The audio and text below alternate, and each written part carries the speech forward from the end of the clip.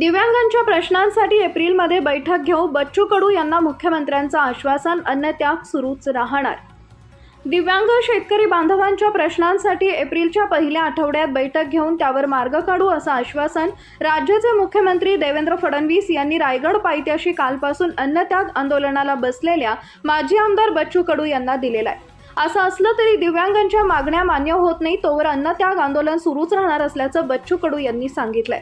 अन्नत्याग आंदोलनाला तब्बल 30 तास उलटल्यानंतर रायगडचे जिल्हाधिकारी किशन जावळे, मुख्य कार्यकारी अधिकारी भरत भास्टेवाड आणि पोलीस अधीक्षक सोमनाथ घारगे यांनी आंदोलनस्थळी जाऊन बच्चू कडू यांची भेट घेतली।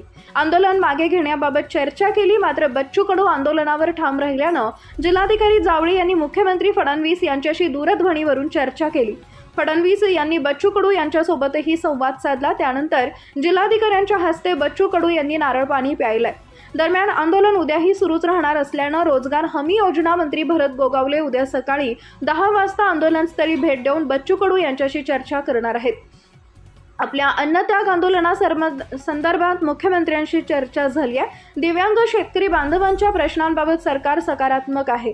त्यांच्या न्याय मागण्यांवर चर्चेसाठी एप्रिलमध्ये बैठक घेऊ आणि त्यावर तोडगा काढू असं मुख्यमंत्र्यांनी सांगितलंय। त्यामुळे आपण हे आंदोलन मागे घ्यावं अशी विनंती जिल्हा अधिकाऱ्यांनी केली आहे।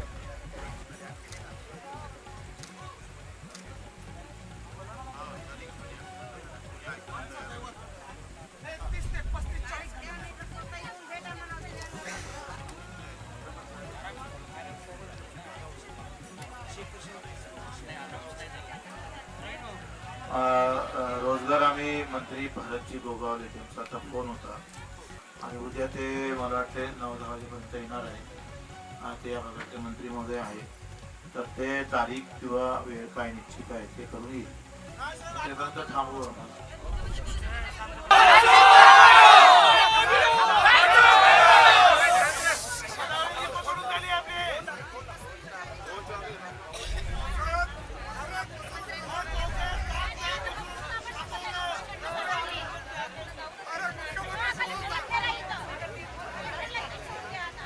पवित्र भूमीमध्ये या दिव्यांगांसाठी बच्चू भाऊंनी हे आंदोलन केलं आणि या मुख्यमंत्र्याला देखील दखल घ्यावी लागली।